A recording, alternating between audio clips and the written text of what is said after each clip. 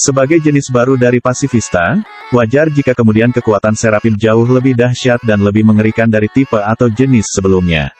Seraphim sendiri pertama kali muncul di seri One Piece Chapter 1059, di mana saat itu Angkatan Laut sengaja membawa tipe terbaru dari pasifista ini untuk menangkap sang mantan Yonko di Pulau Amazon Lily, Boa Hancock. Dan Seraphim sendiri nampaknya memberikan terapi kejutan bukan hanya untuk Hancock dan suku Kuja, melainkan juga pada Blackbeard yang muncul di pulau itu. Sejauh ini, masih belum banyak informasi yang muncul mengenai Seraphim. Karena, pasifista model baru ini baru muncul dalam beberapa chapter. Meskipun begitu, sudah ada beberapa kekuatan Seraphim yang Oda hadirkan dalam ceritanya. 1. Mampu menembakkan sinar laser. Salah satu ciri khas dari pasifista adalah mereka mampu menembakkan laser dari mulutnya. Hal ini bisa kita lihat dari pasifista Kuma sebelumnya. Seraphim juga memiliki kemampuan untuk menembakkan laser tersebut, tetapi ada beberapa perbedaan besar yang muncul. Daya hancur lasernya jauh lebih dahsyat dari tembakan sinar laser pasifista Kuma. Serta, mereka tidak lagi menembakkannya dari mulut. Seraphim terbukti mampu menembakkan sinar laser tersebut dari lengannya. Hal ini bisa kita lihat dalam chapter 1059, di mana Seraphim Boa Hancock nampak mengeluarkan laser dari lengannya dan menghancurkan Amazon Lily dengan mudah. Suku Kuja dan Hancock sendiri tidak mampu berbuat apapun untuk menghentikan Seraphim tersebut yang menjadi bukti kedahsyatan kekuatan Seraphim. 2. Lebih lincah dari model sebelumnya. Seperti yang disebutkan di atas, Seraphim adalah model terbaru dari pasifista. Artinya, selayaknya pasifista, Seraphim juga bergerak dan memiliki tingkah laku layaknya robot.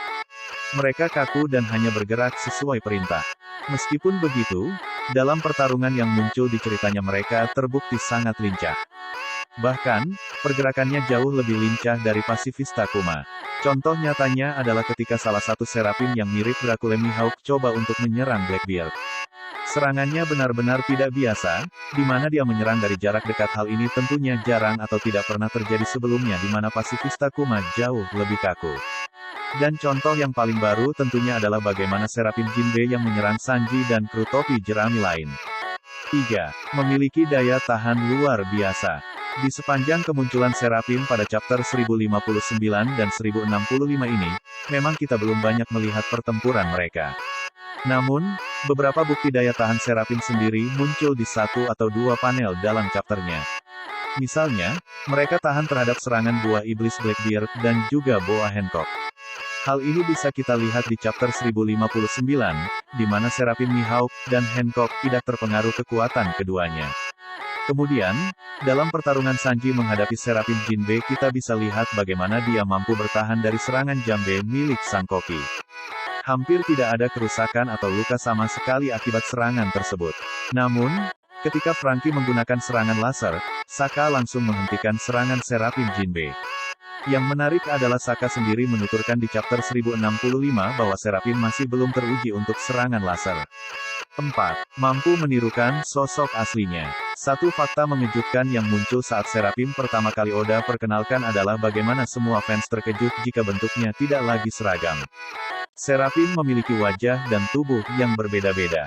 Namun, wajah mereka sendiri sangat mirip dengan para mantan Shichibukai ketika masih kecil. Selain wajah, ternyata Seraphim juga mampu menirukan kekuatan dari sosok aslinya. Misalnya, dalam chapter 1059 nampak Seraphim Mihawk mampu menggunakan pedang dengan sangat baik. Bahkan, dia yang membelah gunung besar di tengah-tengah pulau Amazon Lily yang mana hal ini membuat Boa Hancock dan yang lain terkejut dengan kekuatannya.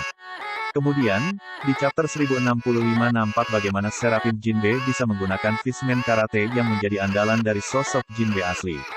5. Mampu menirukan kekuatan buah iblis. Sempat menjadi pertanyaan besar para fans saat pasifista Kuma mampu menembakkan sinar laser dari mulutnya. Para fans bertanya-tanya bagaimana caranya pasifista memiliki kemampuan yang mirip kekuatan buah iblis. Dan Seraphim ternyata memberi bukti lebih jauh dari hal ini. Dalam pertarungan Seraphim Jinbe menghadapi Sanji dan kru topi jerami, nampak sang robot menggunakan kekuatan yang familiar. Seraphim Jinbe nampak menirukan atau menggunakan kekuatan buah iblis Sui Sui no Mi milik Senor Pink, yang mana membuatnya bisa berenang di semua permukaan. Ini menjadi bukti bahwa Seraphim memang adalah bentuk sempurna dari pasifista. Dan wajar jika kemudian mereka menjadi model yang paling mengerikan. Sayangnya, masih belum ada penjelasan bagaimana Vegapunk melakukan hal tersebut.